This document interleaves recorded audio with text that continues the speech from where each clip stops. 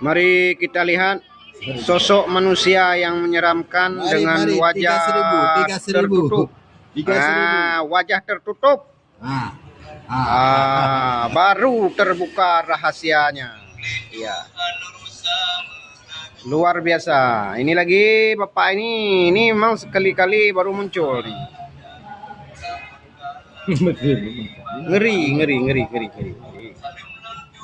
Ya, ini Bapak ini lagi.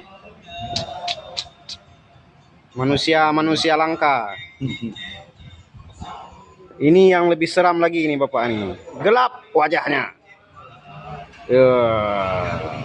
Luar biasa. Anak itu kalau dia anak kiri. Mana lagi atau apa lah semua? Aku seumur dulu masuk di RCTI di Salemba. Dia mana dia?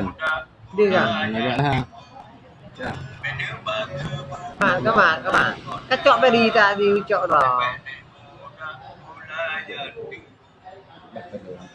Sosok Sa'dul Bahri adalah wartawan senior yang sudah berkecimpung di dunia jurnalis sejak tahun 2000. Beliau adalah berpenampilan sangat karismatik dan penuh wibawa. Ya tak.